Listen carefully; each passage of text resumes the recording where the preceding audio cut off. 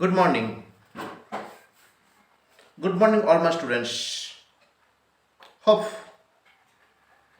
you are all well. Today, we will describe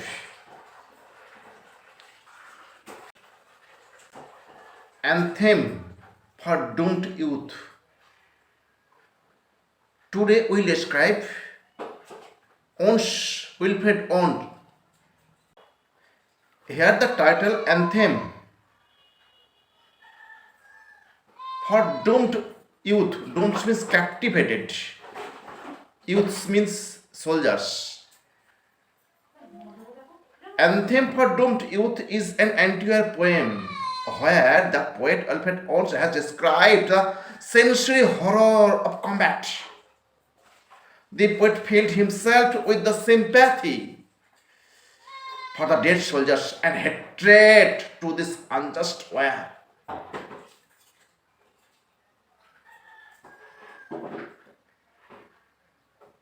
One has described the poet as a onslaughter, as a murderer of captive soldiers. According to him, war is nothing but a massacre of young soldiers. It can bring no good for mankind.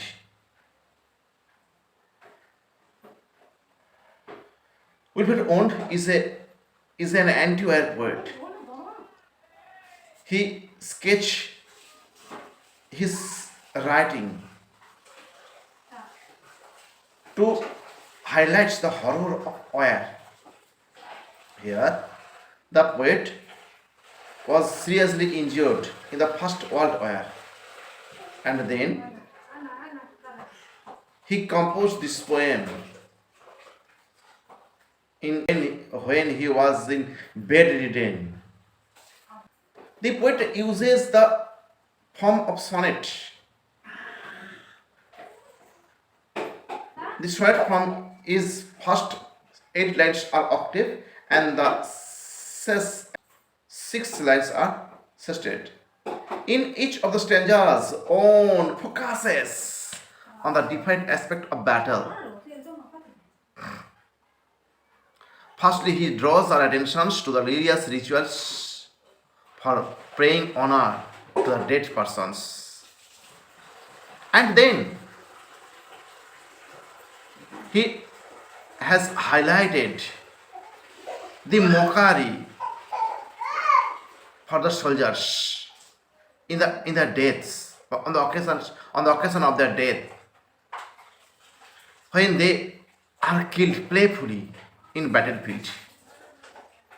So let us start the poem. Anthem for Doomed Youth. Anthem is devotional song. For doomed youth, captivated soldiers. What passing well for these who die as cattle. Generally, passing bells or the bells of the church. Generally, passing bell, the bell of the church is heard when a person is given farewell after the death. What passing bells for these who die? These means dead soldiers who die as cattle in the battlefield. Soldiers died like cattle in the battlefield. The soldiers are killed like cattle playfully by the opponent. There is no passing bells to farewell the dead soldiers. There are only the sounds, only the monstrous anger of the guns, only the monstrous means revolting anger of the guns, only the shattering rapid rattle, only the shattering means stammering rapid rattle can patter out their hasty orisons, can patter out sounding their hasty means hasty orisons Quick origin means pair. In the battlefield, there is no charge, there is no bell of the church, there is no chorus to farewell the dead soldiers. There is only the sound of the guns, of the arsenals, of the arms to farewell the dead soldiers. In these 4 lines, the poet has highlighted the gloomy picture of battlefield. No mockery for them, no prayer for the bell, nor any voice of mourning save the square. No mockeries. To the poet, the passing bells is a mockery to the dead soldiers. The dead soldiers dedicate their life to protect their country, and for their great sacrifice they only get a prayer after death.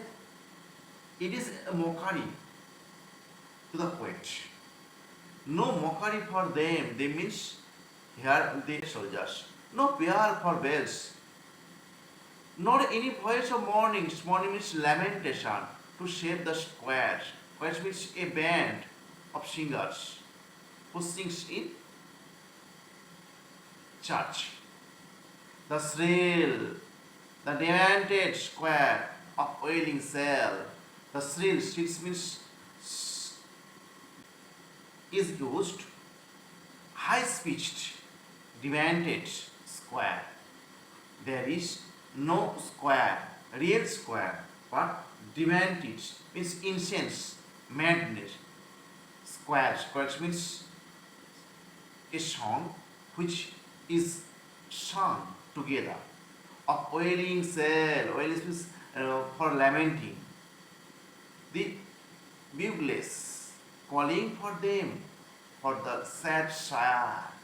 The buglers means a trumpet is used in countryside. Calling for them means to remember, to commemorate them, the dead soldiers, from the sad sire. Sad means the sorrowful. Sad means country where they live. In the octave, we have seen the great horror of a battlefield and the death of the soldiers. Now let us go to read out the sestet. Hot candle may be held to speed them all. Hot candle. There is no candle to be held in battlefield, such as we have found it in streets, in front of church, to farewell the dead soldiers. In the battlefield, there is no candle to farewell the soldiers, dead soldiers. But in the hands of the boys, here the word boys is used for soldiers, but in the hands of the boys, but in the eyes, not in the hands of the boys, but in the hand, but in their eyes, shall shine the holy givers of the goodbyes. The line has highlighted that when a soldier is killed and his mate soldiers compel to leave him alone only to save themselves. There is no scope to soothe the dead soldiers or to farewell the dead soldiers. Shall shine the Holy glimmers. The word glimmers means dim light of goodbyes. The polar girls' brows shall be pall. The polar girls means the polars is a the polars of the girls is a cloth of coffin. Brows shall be their pall.